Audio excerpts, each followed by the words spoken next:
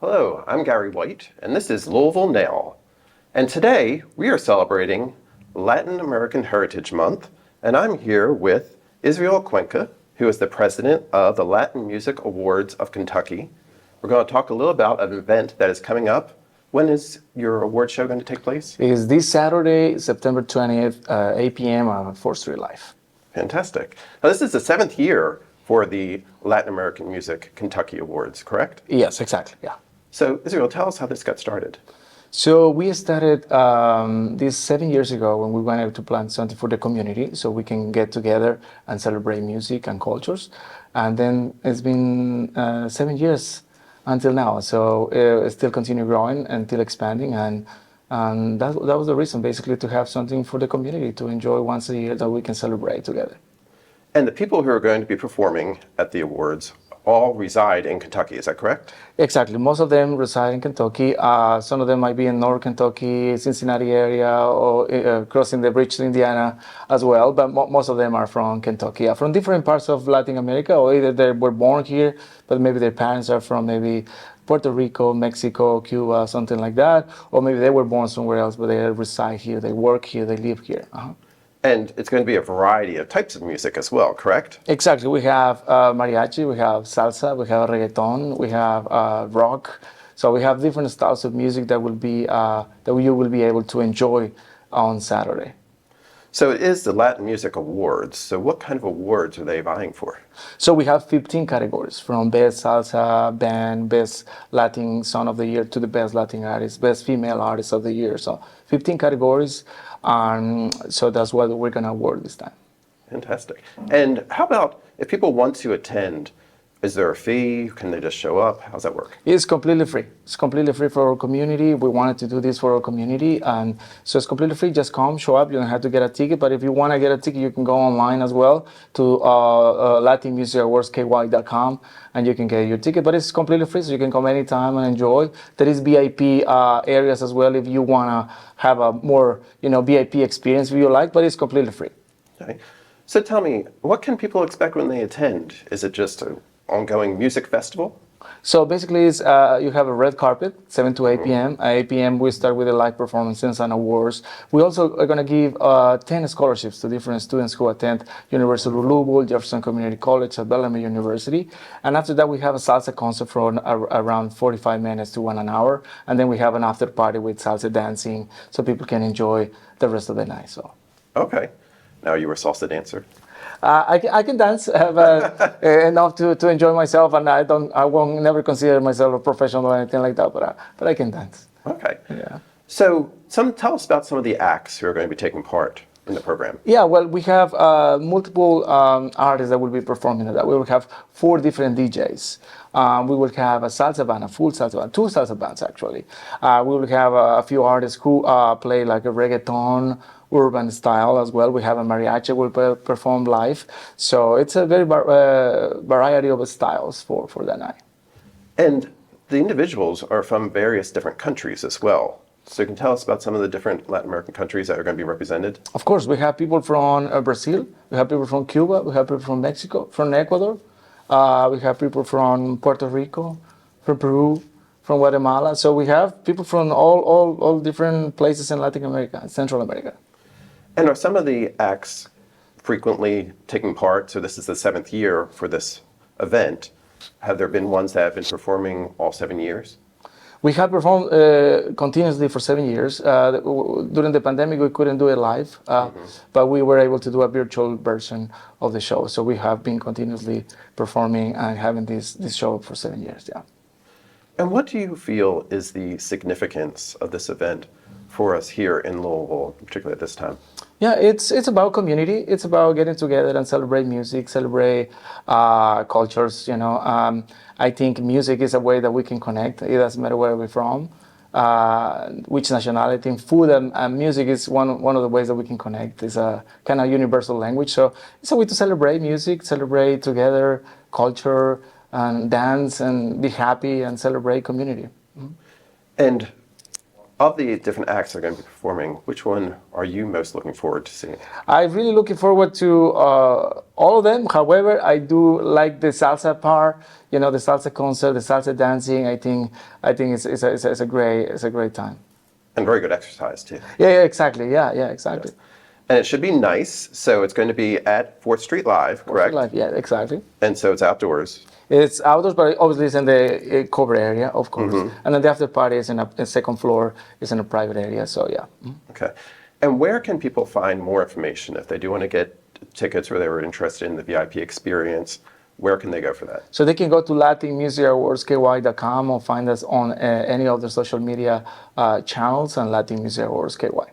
Fantastic. Again, I'm talking with Israel Cuenca, who is the president of the Latin Music Awards Kentucky. Now, of course, this is Latin Music Awards Kentucky. Are there other Latin Music Awards in various other states around the country as well? Around the region, this is the only one, but I'm sure there is other ones around other states. It's continuing growing because Latin music it's a great style of music that embrace so many different groups and genres within the big Latin style. So people love and enjoy, and you have seen so many crossovers between artists from Europe or the US, where Latino artists putting together songs or albums like Justin Bieber and The Weeknd and so on. So it's a great style of music that people love, and we can celebrate and dance. Well, I appreciate you coordinating this and having this here in Louisville for the past 7 years. And be sure to go out, check it. Also, there are some videos available on your website, I believe, that people can see some of the music that is available at different times, right? Yeah, you can go to our social media channels and you will see many artists, over 50 artists with different amazing music, and they're local. Great productions, great video clips, great albums, great songs. So you can go check it out there. And support them. Thank you very much. Everyone. You're watching Louisville Now. We'll be right back with more.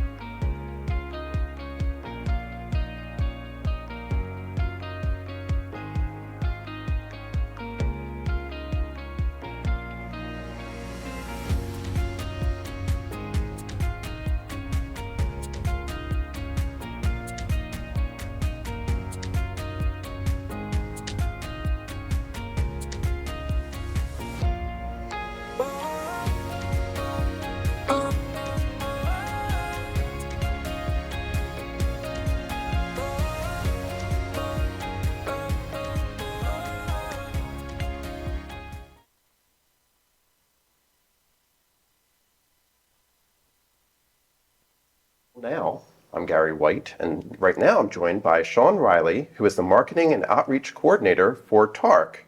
And we're going to talk a little about TARC and some opportunities available through TARC, but also I want to mention that as we're recording this, Louder Than Life is going on, and last week we had Bourbon and Beyond, and TARC has been a big help in getting people to the festivals in a convenient way.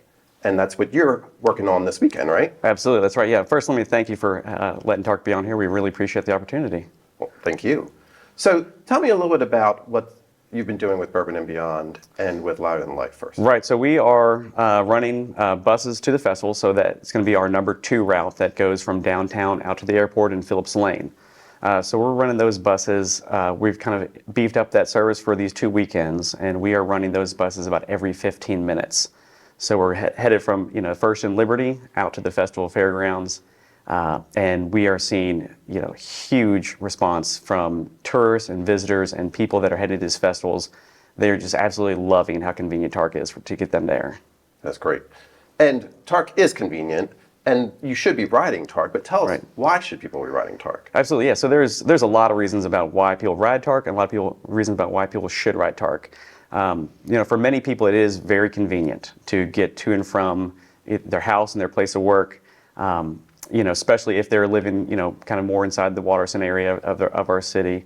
But we've got routes all over Jefferson County, and it's many people find it easy to ride us. People are concerned about the environment. Every time that there's a person on the bus that has taken a car off the road, so it's helping keep the air clean here in the city. The more people that ride, the easier it is on the environment, easier on traffic.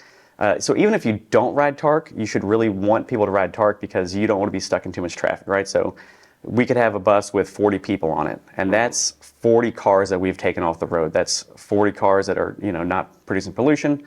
And so we really want to see more people riding to help the city, help the air, and help traffic. And also, there's a Riders Club that's involved. So if you have a TARC card, you're part of the Riders Club, right? Right, absolutely. So we have this here. This is our My TARC card. You can pick these up at Historic Union Station. You can pick these up at Kroger locations around the city. You can also order them on TARC's website, and we'll mail them directly to your house. But if you have this card and you're going to different establishments around the city, let's say, for instance, you really love the cookies at Please and Thank You, right? Who doesn't love those cookies? You go to Please and Thank You, and you show them your My TARC card, you're going to get 20% off every time you order coffee or cookies there, right? We've also partnered with many of the museums around Louisville. So for instance, Frazier History Museum. If you go to the Frazier Museum and you show them your My TARC card, you're going to get a $4 discount on your entry fee there. And just down the street from them, if you go to the KMAC Museum, you're going to get actually free. So if you have your My TARC card and you go to the KMAC Museum, you're going to get free admission there. Great. So the business community has had a huge response with this riders program we're offering. So we want to reward our riders. So if you're riding the bus, we want you to feel valued and we want you to feel rewarded for riding that bus. And so the business community here in Louisville has really stepped up big and wanted to partner with us on this. So we've got business from Kentucky Kingdom, Slugger Museum, Bear Nose Pizza, a lot of people. We got about 22 business members at this point in time. So you can check out ridetarc.org/club and get all the deals. You can save money, get a ride there with TARC, and then also save money once you're there by using your card. So the experience has been improved quite dramatically over the past little bit as well. Can you tell us about some of the improvements that TARC has been making? Absolutely, yeah. So TARC has been making some pretty huge improvements over the past couple years. So we have this year rolled out a brand new GPS tracking system for our buses, right? And so that kind of sounds a little bit wonky, but what does that mean for the average Louisvillian, and what does that mean for our riders? So this GPS system allows individuals, let's say you're using Google Maps, let's say you're using another app called Transit app, or if you're using your Apple Maps, right? That our buses are going to appear on all those map platforms in real time to show you where the bus is on the routes and show you exactly where your destination is. So if you're somewhere downtown, somewhere around Louisville, and you pull up your Google Maps and you click the bus icon on the map, it's going to pull up every bus route that is near you and show you where those buses are going. Wow. And so that real-time feature has been a huge help for our riders because maybe you're busy, you're here at work, and you're thinking, okay, I need to go out and catch the bus at 4:10, right? You pull up your map and you say, okay, the bus is going to be here right at 4:10. So you need to leave your office, walk down to the bus stop. Let's say the bus is going to be, 1 or 2 minutes late. You're going to know, okay, I've got an extra second to grab, something from my desk or whatever. So that is, helped our riders tremendously. Absolutely. Now, also something else that has helped is Metro Movers, right? Can you tell us a little bit about that? Yeah, so we have another program that's called Metro Movers, and this is going to be our corporate, pass program. So, for instance, if you work at Humana, right, or if you work at UPS, those corporations are paying for you to ride the bus like an employee benefit. So they're providing passes to their employees to ride the bus. So if your employer doesn't have it, you can go to your HR department and say, hey, I've heard about this Metro Mover program. Can our business get this as an employee benefit? And those employers, it functions just like any other employee benefit. There's typically zero cost for the employee because the business is going to cover that. But we have some models where you could do a cost sharing model where the employee pays a portion and the employer pays the other portion. So, okay. Yeah. So if you are unaware or if you're interested in it, just go to your HR department or to your... Start with your HR department at work, but also you get information on that at ridetarc.org, and then you're going to click under the tab for Metro Mover. Okay, very cool. Now, also, TARC is taking part in something called the Week Without Driving, and that's coming up September 29th, I believe, through October 6th. Mm-hmm. Can you tell us a little bit about that and what TARC is doing to help in that area? Right. So the Week Without Driving is really trying to encourage people to think about, how they can change their daily life, their commute, or just how they get around their neighborhood without driving. So they're asking people to try walking, try biking, and try transit. And so we really want people to use these new tools that we have here at TARC to encourage them to just try TARC. TARC may not be for everybody. But we want you to try TARC. So if you are, at your house in your neighborhood and you're thinking about going out to dinner, let's say maybe you live in the Highlands and you want to go check out Havana Rumba. Pull up your Google Maps and see if there's a bus that's going to go there for you. And if there is a bus that goes there, we want you to try it and make it as easy as possible for you to get there. So, it's really just about trying something different, trying to get out of your car, so try the bus. And if you want to combine trips, so what I mean by that is all of our buses have bike racks on the front. Mm-hmm. And so if you want to ride your bike part of your trip and take the bus the other part of the trip, you can very easily load your bike on the front of the bus. So all of our buses have a space for at least for 3 bikes. So a lot is going on with TARC, Yep. A lot of improvements, a lot of options to help save you money and your time as well. Map out your complete course right on what's website? Sorry, it's ridetarc.org. Ridetarc.org. I've been talking with Sean Riley. Thank you very much. And now you're going to go back to work, helping people get to the festival, right? Yeah. So, in terms of the festival, one interesting tidbit from last weekend is we had almost 4,000 people that we took down to the festival. Fantastic. And we kind of calculated how many cars that is, and we figured that we took enough cars out of the festival grounds for 7 acres of parking. Wow. That's how much space we saved the festival last weekend. This weekend is going to be even bigger. So we'll have some numbers for you guys out next week. Fantastic. Thank you very much. Thank you. Again, Sean Riley with TARC. This is Gary White, and you're watching Louisville Now. We're right back talking about one of the places that you can save money on this card, the Frazier History Museum. Stay with us.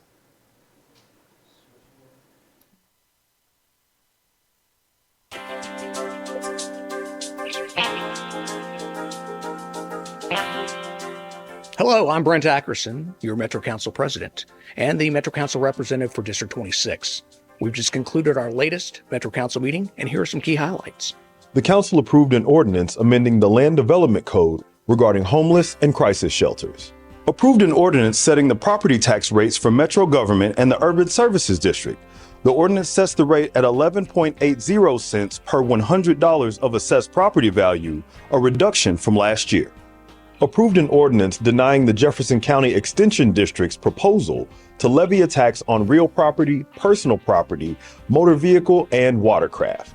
Approved the budget and economic improvement plans for the Louisville Downtown Management District for 2026. The council approved a non-competitively negotiated professional service contract with U of L Research Foundation concerning wastewater monitoring. Accepted funding from Edwards Moving and Rigging Incorporated for the use of Riverview Park's lower parking lot and boat ramp. Accepted funding from Trees Louisville for the landscape renovation of the Crescent Hill Library. Accepted funding from the Jefferson County School District for a temporary construction easement in Okolona Park for the construction of Okolona Elementary School.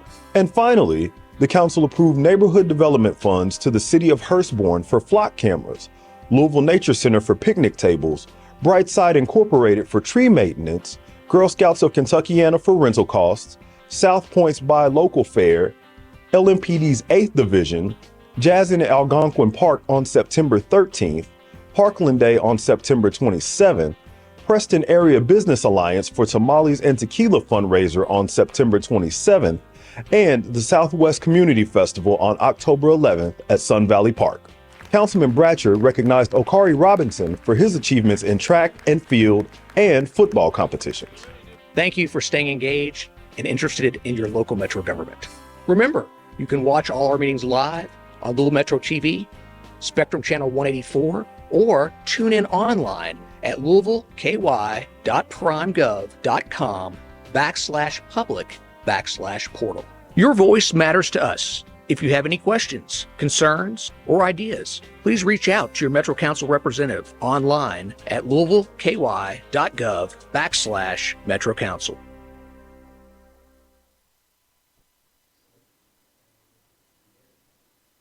Welcome back to Louisville Now. And now we're going to talk about some fall camps that are coming up. One is at the Frazier History Museum, and I am here with Tori Kennedy, who is the manager of youth and family programs at the Frazier History Museum. And you have a fall break camp that's going to be starting soon, right?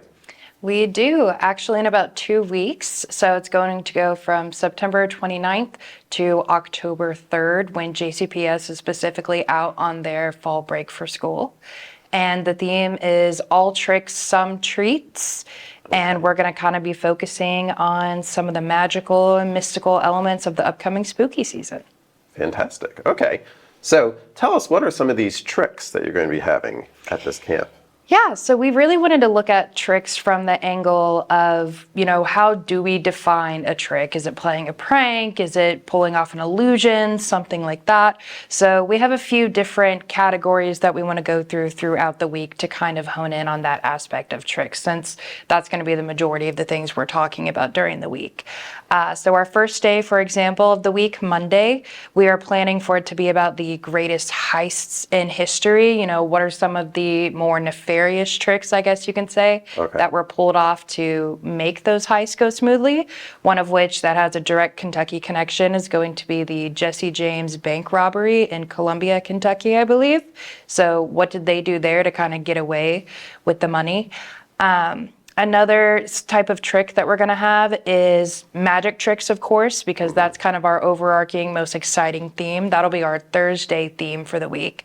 So we're going to talk about famous magicians from Kentucky, such as Lance Burton and Matt King. And then we actually have a special guest presenter planned for that day that is a local magician who's going to be doing a magic trick performance for our kiddos, as well as teaching them how to do their own tricks and illusions to maybe go home and show their friends. And you've seen this person before, right? And you can say how authentic they are, right? I have. My coworkers and I, we're all grown adults, but we've watched their videos multiple times and tried to kind of catch the moments, like replaying it over and over of like how it's being pulled off, and we still can't figure it out. So hopefully we'll be able to learn more on Thursday when they come. You can see, exactly. So obviously, like, learning is a key component to all of this that's going into the fall break. Is that correct? Yes. So what we really want to kind of focus on with this fall break theme is we want kids to kind of explore history, more particularly Kentucky history, in a way that's going to be more exciting and interesting for them. So as I mentioned earlier, we're going to be tying heists throughout history to a Jesse James story that happened in Kentucky. One day we're going to be talking about Edgar Casey, who was a famous clairvoyant from Kentucky back in the 1800s, would be able to kind of go to sleep on a pile of books and then wake up in the morning and tell you everything that was inside of them, even though he swore that he had never read them. Things like that, just to kind of get kids more enthralled in their local history that a lot of people, even adults, may not know much about. especially like those great magicians, Lance Burton and Matt King. You know, where did they grow up in Kentucky? How did they get into those arts and then end up performing on these main stages and being household names? Right. So you may have some aspiring magicians. Yeah, in the audience, hopefully. right? Now, you also said there's going to be some treats. Yes. So tell us, what's the treat element? So Friday specifically is our main treat day that we will be having during the week, but there could be some opportunities for some others earlier in the week. But we specifically wanted to focus on candy for Friday, and more particularly local candy spots that are around here in the Kentuckiana area. We wanted to go really on historical candy making places that have survived about a century or more. So 2 spots in particular that we're actually going to go to prior to the week of camp and get some samples of candy and talk to the people there, the owners, try to get a little bit more of their perspective on the history of their business, is Muth's, which is actually located here in downtown Louisville and is famous for coining the Majeska candy, which is kind of a marshmallow wrapped in caramel. I've never actually had one before, so I'm excited to try very it. good. And then we will also be going across the river in Indiana to Schimpf's, which is, I believe, over a century old actually, and are still using some of the old machinery to make their candy and produce it. So really excited to bring some actual samples from those places for the kids to try. Can't guarantee that parents won't be a little upset with us though if they end up coming to pick up their kids at the end of the day and they're very hyperactive off of all of the sugar. Yes, and enjoying themselves. That's good. Yeah. And if you want to learn more about the Majeska, you can also go to our website or go to YouTube, Louisville Metro TV, and watch the videos that we have on the Majeska and on Moose, because it's really fascinating to see them make it, and I'm sure the kids are going to love that experience. Yeah. But the best part is getting to eat them afterwards. Absolutely. Right, absolutely. So what kind of age range are we talking about for this camp for the children? Yeah, so we're honing in on 1st through 5th grade is kind of our sweet spot, so maybe between the ages of 6 to 11. And all of these kiddos will kind of be grouped together into a class of no more of about 20 campers per day, but we'll be able to scale the content up or down depending on what the majority age ranging grades are. Okay. And if people are interested in signing up, are there still spots available? Yes. So if you go to fraziermuseum.org/camps, that'll actually take you to our overall camps page on our website, where you'll be able to get a description of the camp as well as descriptions of what each day of the camp will consist of. So we're doing a pay by day situation where instead of paying for an entire week and you have to guarantee that your kid will be there for the whole week, you can actually select certain days that you may be available to have them come on. So if they can come on, let's say Monday and Wednesday, but they couldn't be there the rest of the week, you would just pay by the day that you would like to have them there in attendance. Fantastic. And all of our pricings and different things will also be on there. So at the moment, how we have it is if you are a member of the Frazier History Museum, you actually get a $10 discount on each day that you purchase. So it's $55 for our members and $65 for our non-members to attend. Okay, great. So a lot of great information on the Frazier History Museum's Fall Break Camp. And just one more time, the website that they can visit to find all that information. Yeah, it's fraziermuseum.org/camps. Fantastic. And again, I've been talking with Tori from the Frazier History Museum. Thank you very much. And you've been watching Louisville Now. You can find other Louisville Now episodes on our YouTube page at Louisville Metro TV. So please go, subscribe, and watch. And we'll see you next time here on Louisville Now. Stand by.